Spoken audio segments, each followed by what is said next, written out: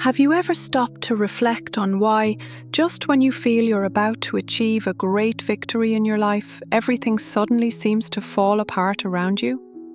Have you noticed that in these decisive moments, the heavens seem silent, people drift away, difficulties intensify, and pain deepens like never before?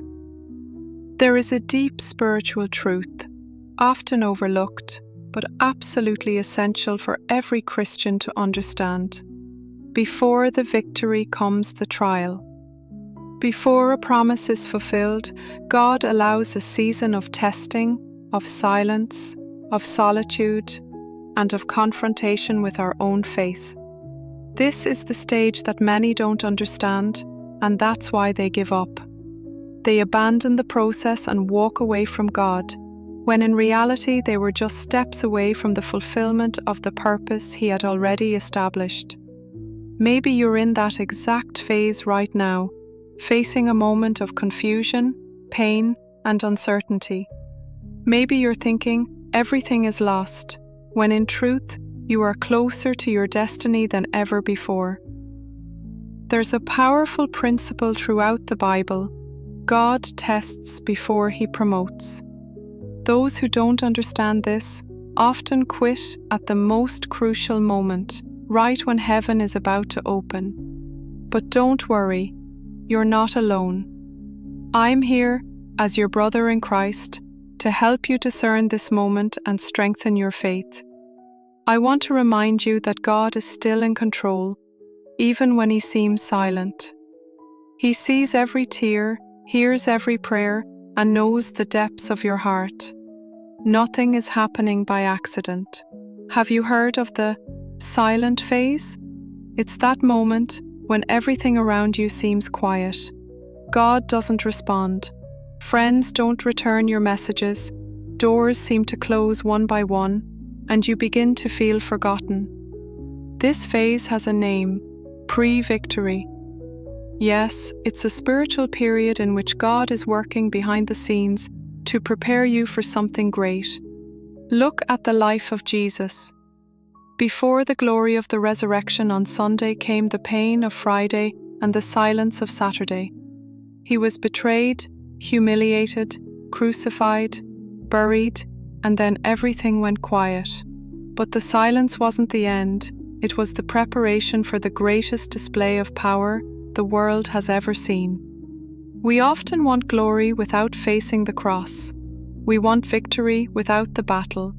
We desire the reward without the sacrifice. But the process is necessary.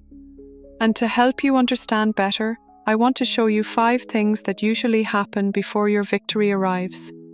Once you grasp these steps, you'll be able to walk through the process with more faith, strength, and trust. Have you ever felt like you're praying and God simply isn't answering? You fast, cry, plead, and nothing seems to happen. It feels like God has forgotten you. But the truth is quite different. In Psalm 13, David cries out, "How long, Lord? Will you forget me forever?" And knowing, just like a teacher is silent during a test, God remains quiet to evaluate our spiritual maturity. He's already taught us, already given us the tools. Now He watches to see if we've learned. Pause for a moment and think. Is God silent because He believes you're ready for the next stage? Silence is often a sign of trust. Don't panic in the quiet. Use that time to reflect, to trust, to grow. It's in those moments that God sees whether you truly trust Him, even when you understand nothing. This part of the process often hurts the most. Suddenly, people who were always by your side disappear. Friends distance themselves. Family members don't understand. Even fellow believers stop supporting you. Remember Joseph? He shared his dream with his brothers, and instead of support, he received betrayal. He was thrown into a pit, sold as a slave, imprisoned, and forgotten. But it was in that place of being forgotten that God shaped him, trained him, and prepared him to govern Egypt. What seemed like a setback was actually invisible progress. Sometimes God removes certain people from your path not because you're not good enough, but because they're not meant to be part of His plan for your future. Not everyone who starts with you is supposed to be with you when your victory comes. The stage of your breakthrough must be free from harmful influences. People leaving may hurt, but it's often divine protection. God sees what you can't, hears what you won't, and knows every heart. Trust that if someone left your life, it's because God is making room for those who truly belong. Have you noticed that when you decide to take a spiritual stand, the battles seem to double? You decide to fast, pray more, seek God, and everything around you begins to fall apart. This is a sign that the enemy is afraid of what you're about to walk into. Look at Moses. When he was sent to free the people, Pharaoh made their work even harder. Exodus 5:9 says, "Make the work harder for the people, so that they keep working and pay no attention to lies." The enemy tries to suffocate us with exhaustion, distractions, emotional pressure, and financial stress, all to make us give up on our calling. But the intensifying battle is that in the wilderness, even after being set free, the Israelites began to complain. Missing the food of Egypt, they forgot the pain of slavery. Exodus 16 shows how they said, "If only we had died in Egypt where we sat around pots of meat and ate all the food we wanted." The memory of comfort, even in slavery, made them forget the promise. And this happens to us too. When the process gets hard, the enemy begins whispering that things were better before, better without commitment, better without resistance, without effort. He paints the past as more comfortable, ignoring how far it took us from God. But be careful. Egypt feeds the flesh, but kills the spirit. Going back is rejecting everything God has already built in you. Every step forward is an assault on the enemy's plans. Don't go back, no matter how hard it gets. This may be the toughest test. God might ask for something you deeply love, a dream, a relationship, a project. Why? Look at Abraham. God asked for Isaac, the promised son.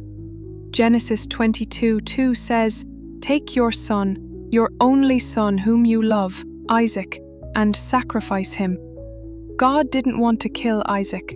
He wanted Abraham's heart. He wanted to know whether Abraham was more attached to the promise or to the one who gave it. Maybe today God is asking you to let go of something, not to hurt you, but to free you. What you don't surrender controls you. What you surrender, He transforms. If you can't lay it down, you can't rise up. The pain of surrender is far less than the pain of living outside of God's will. Now take a deep breath and listen. If you're experiencing silence, rejection, intense warfare, the temptation to go back, and painful loss, congratulations. Yes, congratulations, because you're on the right path. This is the very place where true overcomers are born. Now take action with faith. Take a moment today, get on your knees and say, "Lord, I don't understand everything, but I trust you. Give me strength to keep going, even when nothing makes sense." Write these 5 truths down. Carry them with you. Read them every time doubt comes. Faith isn't about understanding, it's about remaining. Let's recap. Heaven goes silent. People walk away. The battle gets harder. You'll be tempted to return. God will ask for something painful. All of this is proof that your victory is closer than ever. The real question now is, will you endure to the end? God is faithful, He never fails. But He wants to see if you are faithful even when everything seems lost. Now declare with faith in the comments or in prayer, "I will not give up before my victory." Write this as a covenant with heaven, a declaration of faith over your purpose. And if this message spoke to your heart, get ready